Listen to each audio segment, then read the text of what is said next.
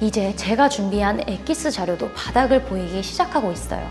그만큼 여러분들께 많이 알려드렸다는 이야기니 아주 뿌듯하군요. 얼마 전에 제가 콘텐츠를 준비하려고 연금에 관련해서 찾아보니까 머리가 띵 하더라고요. 분명히 한국어를 읽고 있는데 눈에 맞고 튕겨져 나가는 느낌이랄까? 연금 관련 용어들이 특히 난이도가 높다고 느껴졌어요. 소득, 재산 관련된 부분이기도 하고 계산식까지 나오니까 더 복잡해 보이는 것도 있고요. 그래서 더더욱 알아볼 필요가 있는 거죠. 지금부터는 연금에 등장하는 용어들에 대해 다뤄볼게요. 먼저 소득 인정액을 알아둬야 해요. 앞에서 기초생활수급자 이야기할 때도 이 소득 인정액에 대해 언급했는데요. 연금에서도 가장 기본이 되는 용어라고 할 수 있습니다. 여기서 소득은 집, 자동차 같은 재산도 소득으로 환산하고 거기에 일해서 버는 근로소득까지 더한 금액이에요. 소득 인정액을 풀어 말하면 우리 가구의 재산 중 소득으로 인정되는 것들을 합친 금액인 거죠. 이 소득 인정액으로 해당 가구의 전체적인 생활 수준을 평가할 수 있게 돼요. 국민기초생활보장제도, 기초노령연금제도, 보육료 지원 등의 제도에서 소득 인정액을 통해 수급 기준을 삼고 있기도 하고요. 소득 인정액 계산식은 다음과 같은데요. 간단한 사칙 연산인데도 용어를 모르니까 대입을 못 시키겠더라고요. 그러니 우리는 식을 하나하나 뜯어볼 거예요. 소득 평가액은 실제 소득에서 가구 특성별 지출 비용을 빼고 근로소득 공제도 뺀 금액을 이야기합니다. 여기서 가구 특성별 지출 비용이란 장애인 연금, 장애인 수당, 만성 질환 등으로 발생하는 의료비용, 한부모 가족, 아동 양육비 등이라고 할 수 있습니다. 예를 들어 볼게요. 만성 질환자가 있는 가구는 가족을 치료하기 위해 많은 의료비를 지출할 수밖에 없을 거예요. 만성 질환자 가족이 있는 어느 가구가 한 달에 300만 원을 버는데 200만 원을 병원비로 냈어요. 이 경우 의료비로 지출된 금액을 빼고 나머지 금액만 소득으로 보는 거죠. 그렇다면 이 가구의 소득은 100만 원이라고 할 수 있겠죠. 근로소득 공제란 내가 일해서 받은 근로소득액에서 일정 금액을 뺀다는 걸 의미해요. 사업자의 경우 필요 경비라는 이름으로 회사를 위해 쓰는 필수 비용을 인정해 주는데요. 근로자의 경우 필요 경비를 책정하기 애매해서 일정 비율을 필요 경비로 인정해 주자고 약속했어요. 이게 바로 근로소득 공제예요. 생계, 주거, 교육급여 수급자의 근로, 사업소득은 30% 공제가 적용되는데요. 이는 만약 100만 원의 소득이 있다면 30%인 30만 원을 제한 70만 원만 소득으로 보겠다는 거죠. 참고로 일용 근로소득, 공공 일자리 소득, 자활 근로소득은 근로소득에서 제외됩니다. 소득 평가액을 이해했으니 다음은 재산의 소득 환산액을 설명해 볼게요. 재산의 소득 환산액은 내가 가진 재산에서 기본 재산액과 부채를 뺀 후 소득 환산율을 곱해서 계산합니다. 기본 재산액이란 보건복지부 장관이 기본 생활 유지에 필요하다고 인정해주는 일정 금액을 소득에서 제외해주는 재산가액이에요. 사람들이 살아가는 데 있어서 최소한으로 필요한 금액을 재산에서 제외하자고 정한 금액인 거죠. 특이하게도 기본 재산액 공제는 지역마다 금액이 다르니 표를 참고해주세요.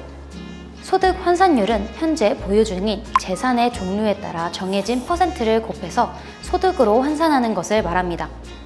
앞서 가구가 소유한 재산의 기본 재산액과 부채를 빼서 나온 금액이 있을 거예요. 그 금액을 성격에 따라 주거용 재산에는 월 1.04%, 주거용 재산을 제외한 일반 재산에는 월 4.17%, 금융재산에는 월 6.26%, 승용차에는 월 100%를 곱해 소득으로 환산하는 거죠.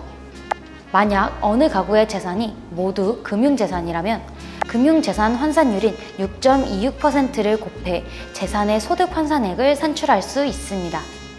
이제 소득 인정액을 계산하기 위해 알아야 할 내용은 다 설명드렸어요. 그래도 아직 이해가 안 되는 분들도 계실 것 같은데요. 그런 분들을 위해 예를 들어서 조금 쉽게 말씀을 드려볼게요. 이게 바로 소득 인정액 공식이죠. 경기도에 거주 중인 50대 소득기 씨라는 가상의 인물을 설정해 볼게요. 소득기 씨는 3인 가구의 가장이에요. 이 가구가 일해서 버는 근로소득은 월 500만 원인 거죠. 이때 근로소득 공제로 우선 30%인 150만 원이 빠지고 만성질환 환자인 소득기 씨의 부인의 병원비로 지출한 200만 원도 근로소득에서 빠지게 됩니다. 그렇다면 남은 150만 원이 소득평가액이 되는 거겠죠? 그리고 소득기시는 재산으로 아파트 한 채와 자동차 한 대를 소유하고 있어요. 부채는 따로 없고요. 아파트와 자동차 가격을 더해서 거기에 경기도 기본재산액인 8천만 원을 공제해서 나온 금액이 소득기시 가구의 재산이 됩니다. 이렇게 계산해서 나온 금액에다가 주거용 재산인 아파트 금액의 월 1.04%를 승용차에는 월 100%인 소득 환산율을 곱해서 재산의 소득 환산액도 산출할 수 있습니다. 그리고 소득 평가액과 재산의 소득 환산액을 더하면 짜잔! 소득 인정액이 되는 거죠. 하지만 내가 가진 재산의 목록을 정리하는 것은 물론이고 소득 환산율을 일일이 반영해서 소득 인정액을 계산해 내기란 여간 어려운 게 아니에요. 그래서 제가 추천드리는 방법은 복지로 사이트에 접속해서 소득 인정액 모의 계산기를 이용하는 거예요. 보다 손쉽게 계산하실 수 있습니다. 이번엔 기초연금이에요. 기초연금은 자주 들어보셨을 거예요. 그런데 기초노령연금제도? 이건 또 뭐지? 궁금해하실 분도 계실 텐데요. 사실 이 두 개는 같은 말이란 거 앞으로 헷갈릴 필요 없이 기초연금이 기초노령연금제도잖아 하고 자연스럽게 받아들이시면 되겠죠? 이 제도는 어르신의 노후를 보장하고 복지를 향상하기 위해 만들어졌습니다. 65세 이상의 소득 인정액 기준 하위 70%인 어르신에게 일정 금액을 지급하게 되는데 이 기초연금을 받기 위해선 어떤 조건이 필요하고 언제부터 받을 수 있는지 따로 자세하게 만들어 볼 테니까 기다려 주실 거죠? 이제 어려운 용어 소개는 끝났습니다. 그런데 이 정보들 검색하면 다 나와요? 라는 궁금증이 있으실 것 같은데요. 복지 정보 어떻게 찾는지 한번 말씀을 드려보겠습니다. 보통은 검색해서 찾을 수 있는데 원하는 결과가 나올 때까지 찾는 게 힘들죠. 도저히 못 찾겠다 아니면 도저히 모르겠다 싶은 내용은 시청이나 구청에 전화해서 물어보는 것도 좋은 방법이에요. 우리 구독자 여러분도 주로 검색해서 궁금한 정보를 찾아보실 것 같아 팁을 드리고 싶어요. 어르신들이 주로 TV, 신문 등을 통해 정보를 얻었던 예전과는 다르게 요즘은 인터넷을 많이 사용하신대요. 실제로는 인터넷으로 정보를 얻는 어르신의 비율이 2018년 7.8%에서 2022년 26.3%로 3배 이상 증가했거든요. 그런데 가짜뉴스나 허위 정보가 많아서 올바른 정보를 선별하기가 어렵지 않나요? 더군다나 노인을 대상으로 한 피싱 사기 행위도 너무 많고요. 그래서 저 손녀딸 윤희가 계속해서 정확하고 필요한 것만 쏙쏙 찾아주면 좋겠지만 여러분이 원하는 정보를 모두 가져오긴 한계가 있잖아요. 그래서 스스로 올바른 정보를 습득할 수 있도록 그 방법도 알려드릴까 합니다.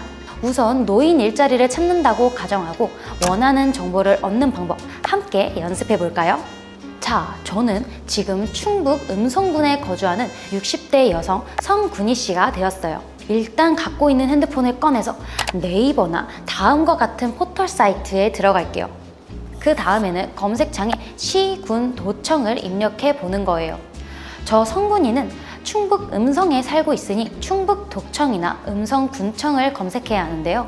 오늘은 음성군청 홈페이지로 접속해 볼게요. 다들 입력하셨나요? 네, 여기 검색창에 또 하나 있는 게 보이네요.